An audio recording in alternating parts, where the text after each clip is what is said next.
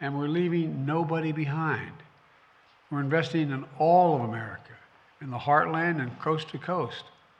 You know, I saw a few of my Democratic friends not in Congress, a friend said, look, you're investing more in red states than in blue states. Well, I made a commitment. This is about all of America. No, I really mean it.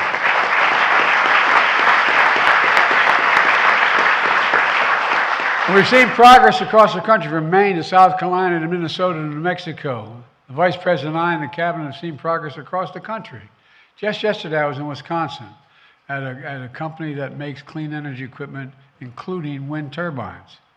Because of the Inflation Reduction Act, they expect their market in American-made wind turbine generators to double next year. And by the way, the guy who was the most ardent opponent of all this was talking about what great benefits are coming to Wisconsin. Bless me, Father. I'm going to be a good boy. I'm going to keep the Irish in me down a little bit. At the same time, we're also boosting our nation's energy security. For years, China dominated the clean energy supply chains. We let the American jobs and factories go overseas. For how long have we gone through this period where the answer for the previous, mostly in Republican, some Democratic administrations, the answer had been find the cheapest labor in the world, go close the factory here, build it over there, wherever that is, and then import the product from abroad? Not anymore. We are building it here and sending the product over there.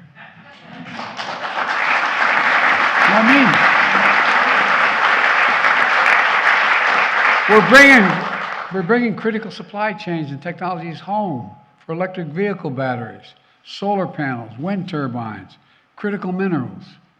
And because of the CHIPS and Science Act, we've generated $231 billion in private investment in making semiconductors. $231 billion. A small computer chip the size of the end of your fingertip that affects nearly everything in our lives, from cell phones to automobiles to the most sophisticated weapon systems. You know, we invented these chips. We used to produce these chips. We stopped, and we saw during the pandemic we paid a high price for things that when overseas factories shut down, we paid a big price. But now we're bringing semiconductors home. In 2030, the Inflation Reduction Act is projected to help triple wind power and increase solar power by 8-fold. By 2030, electricity deployed through the U.S. power grid is expected to be powered by 81% clean energy. Hear me? 81% clean energy.